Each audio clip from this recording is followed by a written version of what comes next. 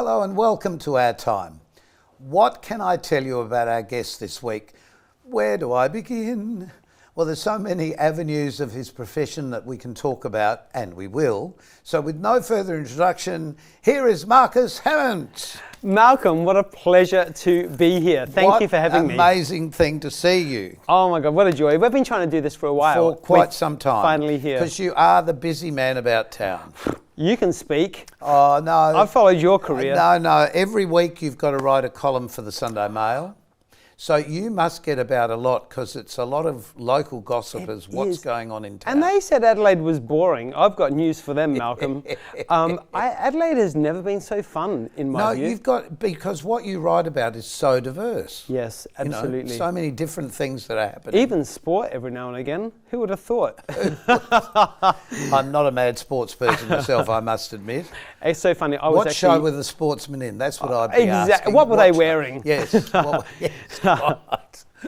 Right. But that's been a recent thing for you, though, hasn't it? It has. So I've been doing the Sunday Mail column now, which is called On You, Marcus. Yes. Very clever wordsmith there. But I've been doing that since August last year. So I'm coming up to 1 year now, my 1 year anniversary. And it is an absolute joy to absolutely filter, so much of what's going on in Adelaide into a page that gives all that news and promotes how amazing Adelaide is. Well, it is. But are you ever home? No, it's a hotel room. Exactly. I check in, I check out. When you read the column, they think, well, he must have been to that and he must have gone to that because he knows those. Then, oh my God. But on top of that, you're also an entrepreneur, and we'll talk about that in a minute. Sure. But let's talk about your early life. Okay, well, you know what? It's been pretty checkered. It's been pretty checkered. Just like your jacket. Well, hello, see what I did? Yeah. But I started off with graphic design, because I was very creative as a child. I really lost myself and I immersed myself into the creative kind of world. But isn't that brilliant when you have that ability? You can do that. Like, people are looking for things to do, and you never are without something to do. One of the trickiest things, one of the tricks to life I find that everyone should find as quickly as possible is find something they enjoy creatively, because creating something just is so empowering to people. And I don't care if it's baking cakes, I don't care if it's crochet, I don't care if it's playing around in the garden or making something to wear. Or painting, but creation is something that humans were put on earth to do. Do you feel, I mean, you've created an outfit and a look for yourself. Is that part of your creativity? Absolutely. Yeah. Absolutely. I find, and I've been involved with fashion for many years as well, and I find fashion is something that should always 100% reflect your personality, not necessarily what you buy off the rack, or off ASOS or whatever, But no, I know what you mean. I feel like just because it's being sold to you as the latest trends, you make sure that it reflects your personality. And the moment you start reflecting your personality, you fit, and everything makes sense. Well, you become a whole thing. Exactly. Yeah, exactly. I get it. I dress like a TV host. I don't dress this normally. Like this Not at home doing the housework. I don't dress at all normally. No, if I can avoid it. Oh, you're a nudist. That's the joke. That's the joke among my friends. Make sure you knock at the door because he might not have clothes on. But let's talk about the plants, because that's a passion we both share. Oh, are you sure you want to go there? Yes, we've got 5 minutes to talk about that. Okay. Because I've allowed 5 minutes for all the other things as well. Okay, right. Okay, let's go there. I warned you. I've got a 2-bedroom apartment in the city, and I've got over 600 plants. It's crazy. And my absolute obsession is Bali. I love Bali so much. In fact, I'm just going there in a couple of weeks' time. It's the tropical. It's the tropical, isn't it? the humidity. So is this your house? That is my house, yes. Okay. I need a machete to get into You do actually live there too, as well as the plants. I sneak in there somewhere. You'll find me kind of like cuddling There's around. There's another shot. We've got 2 of your house. Yes. There we go. With my little ode to Lenny Kravitz as well. Lenny Kravitz is my rock god. Absolutely. Okay. I pray to him every day. But my plants, plants mean everything to me. Now listen, I love that because it's an outdoor-indoor, isn't it?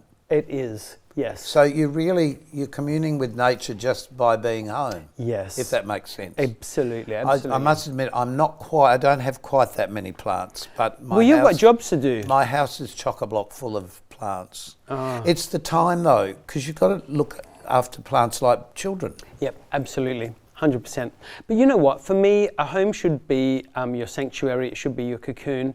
And I don't care if you are someone that loves to read books. Fill up your home with books. Yeah, if you're sure. someone that loves animals, fill your home with 20 cats if you want, if you're one of those people. Don't go that far. But for me, what creates my sanctuary, life is crazy for everyone. I don't care what you do, who you are, where you belong in life. Everyone's life is crazy and chaotic. The moment you come home, is that place where you recharge. It's like plugging in your Apple iPhone at the end of the night.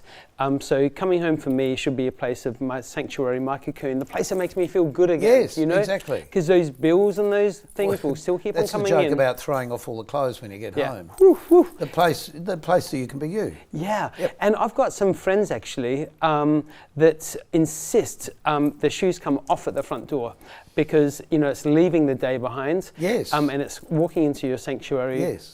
With this cleansing vibe. I don't take them off for that reason, but I do take them only because you don't know what you've walked in. Yeah, well, quite right. And in my garden, there's plants everywhere, and it's quite possible you've squelched a snail or something on the way. Oh my goodness. Yep.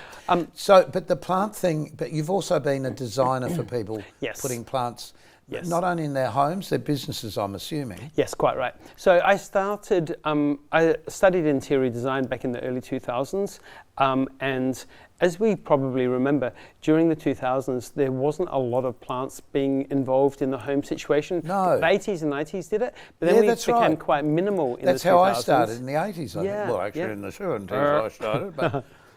But palms, Kentia palms were the big thing. Definitely. Well, because they're self-cleaning, so they're a perfect plant for indoors. They are. Perfect. So interior design, but then you know what? Plants started to really come back in the 2010s, and then definitely a massive big resurgence during the COVID period because we were all stuck at home, isolated. Nothing to do. Yes. Working from home, stuck with your partner for too long. So we all needed to, do something in our home.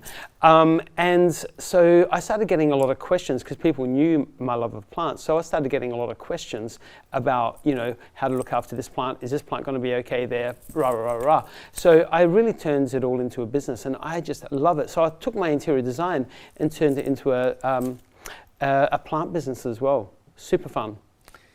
With that and the design, you also do weddings and plan weddings. Yes. It's another huge area with Godzilla brides and so on. Mug, don't get me started on that one either. But I love it. Like for me, if I can wake up every day and create, it's never work for me. It makes you feel like you're alive. Exactly. Another trick to life. I'm giving all my tricks to life now, aren't I? This is number 2. Trick 2 is find something you enjoy doing, get paid for it, and you'll never ever have to work ever. No, that's absolutely the truth. I absolutely agree with you. I think the sad thing is when you have to do a 9-to-5 job that you don't enjoy, yep. and then you go home and you have the family life or the whatever life you enjoy, or you watch sport because you don't play it yourself. Obviously, we're alike in the sense that we're both participators. We want to live our life. We want to be involved in stuff. Yeah. Yes, last week I recorded, we made my 539th show. Congratulations. It was the 539th show, but it was actually my 500th show. And the joy of doing this program and meeting people like yourself, hearing different people's points of view from everything from, we've had brain surgeons to, people doing artistic pursuits to actors, comedians, politicians, big on politicians, but the amount of things I've learned by living life. Yep. It's just by living life. Yep. Get out there and meet people, yes. Engage with people. And being in a position like this, you do get a chance. Yeah. So that must be the same with your column. Yeah, I think so. And indeed with my design work as well, because the people I get to meet and the stories you get to hear, it makes your life richer, and it opens up your eyes to so many more experiences. Yes. And it makes you more of a compassionate person as well, hearing people's stories, and that's what we need a lot more of. But it's an education as well, isn't it? It's it's understanding more about life and living on the planet, so to speak. 100%. Now, you've done so many interesting things in your life, and you've been involved in so many different, when you're just talking about the posters and things that you used to put together for everything. The show posters, yeah. So much fun. Because you've got to encapsulate in a poster what people are expecting to see in the show. Yeah. How difficult is that? Often because the shows don't even exist. I know, when you're doing the posters. But you know what? It's all about using the right fonts and the right colours, because, walking down the streets, if you're going to walk down Rundle Street, where you see poster after poster after poster in all the cafe and restaurant windows, or in the alleyways there as well, how do you make your poster stand out? Exactly. For that particular show you're working on. And it's about using, getting the message across, a really strong headline, the right message, the right image, the right colours. To catch the eye exactly, as quickly as you can. Exactly. Get to the point. You see so many posters or advertising in general that it's just too many messages on one A4 sheet of paper or one A3 sheet of paper. It's like, get to the point, and then we're lucky these days, here's the website, you'll find out everything else on the website. Well, that's true, but you've still got to capture the eye to look at the website. Yep, exactly. And now people are carrying their phone, they can do it straight away, but you've still got to get something that says, I want to know about this. Yep, absolutely. And usually it's the image as well, the images. So of course. Now I want to talk to you about your entrepreneurship that you've been carrying on for quite some time, and we'll be back to do that in just a moment.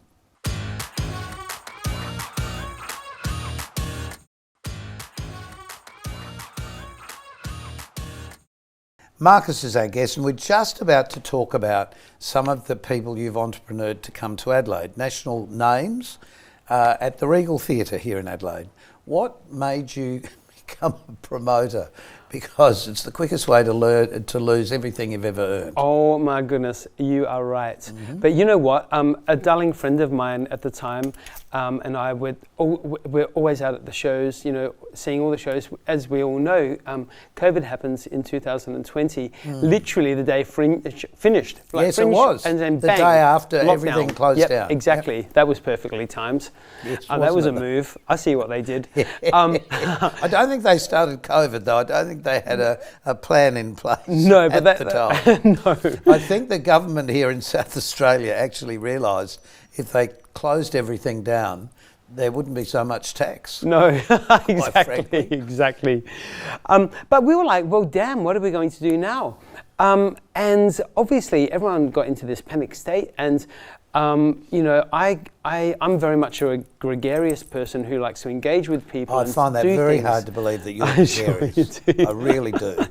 So I said to my friends, how about we just start bringing our own shows? No one else is doing it. So we did. Within a month, we'd contacted the lovely people at the Regal Theatre on Kensington Road. Mm-hmm. Amazing theatre, beautifully art deco styling, amazing. Yep. There's very few of those left, sadly. I know. Very sad. But also Piccadilly over in North Adelaide, they've just done a big refurbishment, art deco style as well. So we got to love and appreciate and support these incredible old venues. Well, when you go out, if you just go into a black box, it's not quite the same as going to something that's got an artistic joy to walk into. Exactly. Like the Melbourne theatres are stunning. So as it turned out, when we approached the Regal Theatre, they had been they were closed for a while for renovations, and they were about to do a great big relaunch. And we said, well, how about we put on some shows for you? Some live shows instead of films.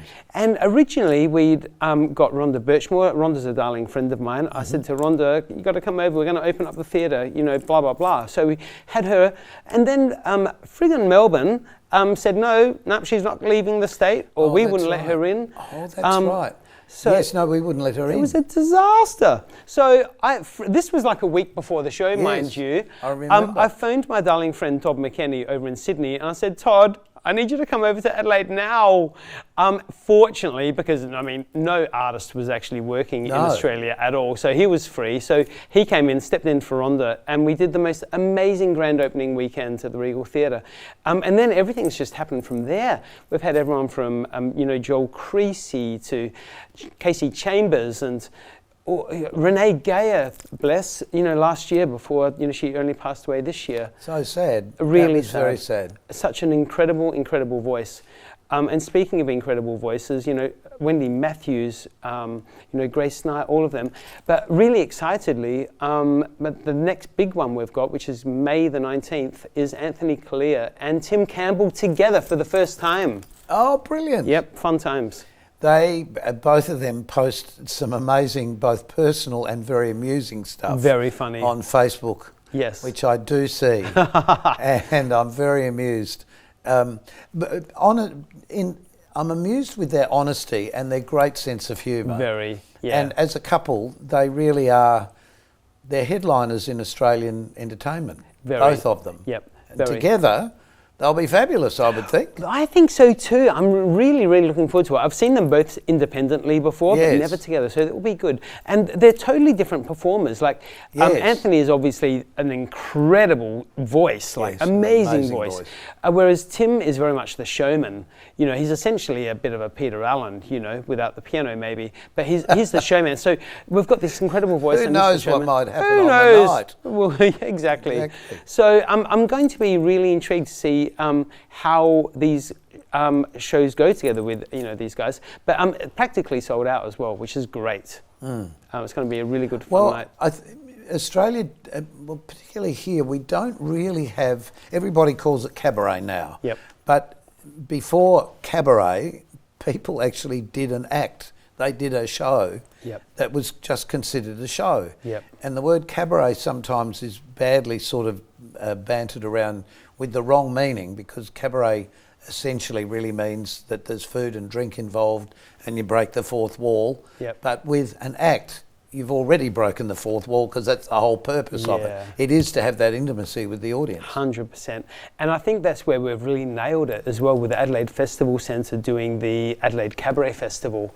Just an amazing festival, which is just going gangbusters. And of course, that's coming up in June. Yes. June, I can't remember the And date. the Cabaret Fringe as well now. Cabaret Fringe as well. That more local people are involved in, rather than people from all over. Exactly. So yes, we often hear programs from both Melbourne and Sydney talking about nothing ever happens in Adelaide, but in fact, the second largest fringe in the world. I know. The only cabaret festival of that size in the country, and so on. I do not get bored.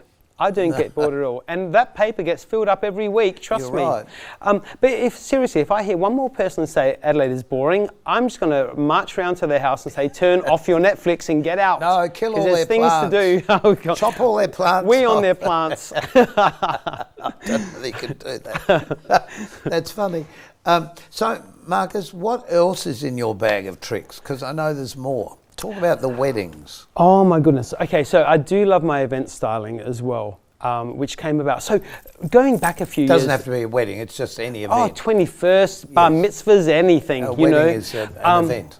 But I, back in 2010, a partner and myself at the time, we owned a store called Lewis Bond on McGill Road, which was very unique in regards to the furniture that we used to sell and the homewares. It was very modern, Baroque, etc. So very flamboyant, very rock star, very, edgy, kind of Elton John meets Lenny Kravitz kind of style. Very over the top. We were the only ones doing it. We were told at the time that, forget about it, boys. It's not going to work. Adelaide's not going to support this. It went gangbusters. It went huge. So much so that we started to have a lot of people come in saying, can we hire this chair? We've got a party. We need this to be the chairs for our wedding table, etc. So we started getting a lot. And then we're like, hang on a minute. There's another business here. And we created an event hiring business for furniture. And then we had a lot of people coming after that saying, could you actually manage the whole event for us? So then the whole event management thing came along as well, so everything's been a stepping stone. Yes, but that's an artistic pursuit in itself, isn't it, when you think about it? Absolutely. Because again, you're creating a huge palette of information, Yeah. visuals, actual events. Yeah. Somebody said that you are now a celebrant. Are you a celebrant as well? No, I have thought about that. I have dabbled in that because Well, one of my now, see, darling someone friends, thinks you are. Someone said, I think he's a celebrant. It's a now." rumour. It's all a rumour, Malcolm. Well, you'd make it interesting. Well, you know, one of my darling friends is one, and you would totally know her. In fact, everyone would know her, Dorinda Hafner. Yes. And she is just doing. I've been waiting to get fabulously. Dorinda on the show. She would be fabulous Put in the a good seat. word for me. I will. I'm going to call her right after. Please do. I'll pocket dial her now. Yeah. But you know what? My whole point, Malcolm, to pretty much everything is everybody just wants to feel good. So whether they're having a wedding, they want themselves to feel good and they want their guests to feel good. And a memory. You know, and a memory. Yeah. You know, You're not going to remember something ordinary. No. Something that you would do every day. No. Why put in one plant when you can put in 600? You know what would be really fun though one day? To have this full of plants. We should one day do a renovation of this the space set. on live TV. How much fun would that be? We could do that. I'm getting ideas. Yeah, well, there you go. We've got a lovely brick wall there, and Fabulous. that actually part of this set came from Amity Dry's show of Mother Wife, Yeah. which I wish she'd do again. It was a brilliant piece. Amity is wonderful. Yeah. She's doing gangbusters at the moment in real estate. Did you know that? I do know that. She's killing it. Isn't it amazing? From a reality TV show, a whole new career came. Yep. But she's a great performer. Yep, absolutely. And that voice is beautiful. Yes. I remember watching her on the original season of The Block, and she brought out the most beautiful song called Lighthouse, or The Lighthouse. Yes. Beautiful, mesmerising song. I've yet to have her on the program as well. I'll put another good word. After 500 episodes, and we've worked out that there's been about 1,700 people that we've interviewed Wow. over that period of time. Okay, can I ask you a question? Yeah, sure. Who would be one of your favourites? Who's really stuck out for you? Gee, that's really hard to answer because, do you know that there was a guy from, I think, the Tiwi Islands who played Didgeridoo that I've never forgotten. Martin Hamilton Smith is somebody else that was a really interesting man to sort of decode a lot of the politics. Yep. From a man who started on one side and moved to the floor to the other. Yeah. But I believe was honest about everything he was talking about. Yep. He was fascinating. Honestly, there's just been too many to even remember. Frances Bedford's been on recently, who I such a joy, ex-politician. No, she doesn't like being called ex-politician. I've forgotten what she does like to be called, but just a really interesting. Just so many people. Alive or dead, who was somebody that you would love to have in this seat? I'll answer that after this break.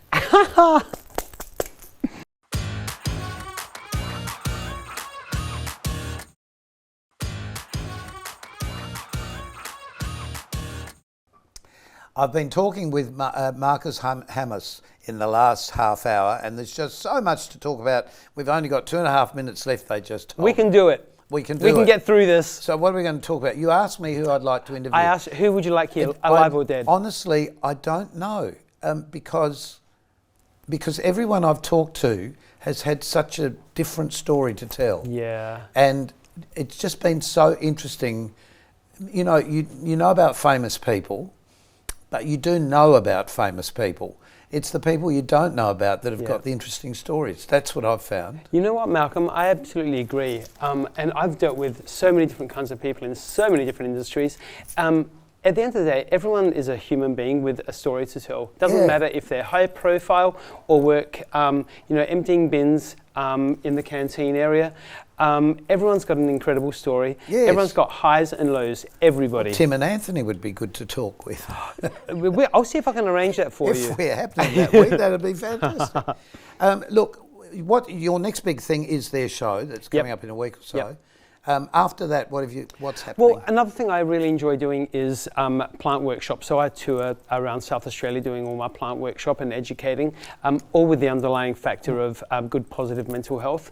And what I want to start doing now is start taking that to Victoria and New South Wales, Queensland, and brilliant. cruise ships as well. So that's my next big thing. Plants on a cruise ship. I've never thought of that. Marcus, it's been absolutely great. I'm so pleased this happened tonight. Malcolm, I've had a ball. Thank you. Thank you so much. And until next time on Our Time, keep yourself nice and plant a plant somewhere. We'll see you soon.